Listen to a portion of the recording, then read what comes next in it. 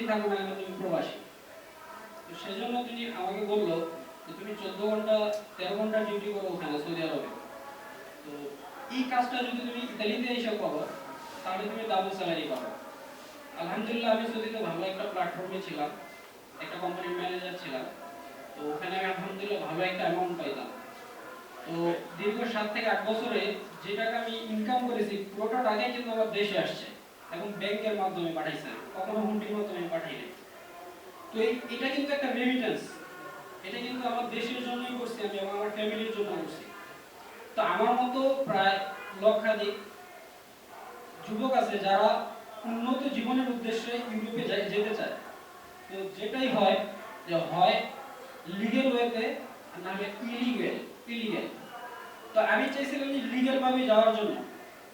তো আমি এই জন্য ফেব্রুয়ারিতে আসার পর থেকে আমাকে বলছে যে 1.5 থেকে 2 মাসের মধ্যে হয়ে যাবে, কারণ আমার এক রিলেটিভ সে আমার ভাইয়ের মাধ্যমে গেছে, উনি মাত্র 1.5 মাসের মধ্যে চলে গেছে।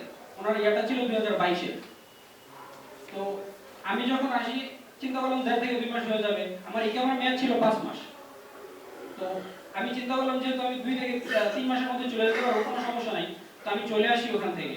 তো আমার ইকামাটা এখানে আছে, আপনাদের শো করতে চাই, যেটা সৌদি আরবের ইকামা। আর হলো এটা হলো আমার বিএনটি কার্ড। তো আমি দীর্ঘ 1 বছর যাবত দেশে আছি। তো আমার ইকামার মেয়াদ শেষ, আমি ওখানে এখন ব্যাক করতে পারতেছি না। এবং কি জানেন প্রবাস থেকে আসার পর থেকে আমাদের সাথে প্রবাসীদের সাথে কি রকম আচরণ হয়। যেহেতু আমার ইনস্ট্যান্ট একটা ইনকাম ছিল, সেই ইনকামটা এখন টোটালি অফ, আমি কোনো ইনকাম করতে পারতেছি না, আমার ফ্যামিলি নিয়ে মানবত জীবনযাপন করতেছি। আমার একটা ছেলে আছে, আমার ছেলেটাকে আমি কিছু দিতে পারতেছি না, কারণ আমার ইনকাম এখন বন্ধ। তো আমার খুব কষ্ট হয় ভাই। আমি আমার ইনকাম রেখে এসে যদি আমার দেশে এসে যদি আমি এত ভোগান্তিতে পড়ি, তাহলে বিদেশে আমি কত ভোগান্তিতে থাকি।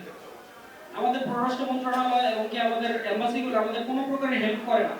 সৌদিতেও দেখছি কোনো প্রকারের হেল্প করে না আমাদেরকে। তো আমি ডক্টর মোহাম্মদ ইউনূস স্যারের কাছে বিনীত আকুল আবেদন জানাবো, এটা খুব দ্রুত সময়ের মধ্যে আমাদের সমস্যার সমাধান করেন।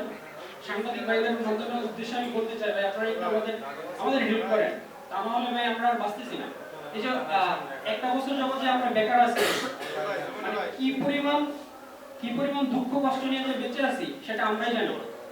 অনেক ভাই স্ট্রোক করছে, অনেক ভাই আত্মহত্যা করছে। তো আমাদের অবস্থানটাও এরকম। তো আমরা চাই না আর সামনে যেন আমাদের ভুক্তভোগী ভাইরা এরকম কোনো সমস্যার মধ্যে পড়ে। আমি ডক্টর মোহাম্মদ ইউনূস স্যারের কাছে আকুল আবেদন করব, খুব দ্রুত সময়ের মধ্যে আমাদের এই সমস্যাটা সমাধান করেন। আসসালামু আলাইকুম। হাসান আলীকে অসংখ্য ধন্যবাদ। প্রিয় সাংবাদিক বন্ধুগণ, এই মুহূর্তে আমাদের ভুক্তভোগীদের পক্ষ থেকে ভুক্তভোগীদের দুঃখ দুর্দশার কথাগুলো তুলে ধরবেন আমাদের আরেকজন ভুক্তভোগী ভাই।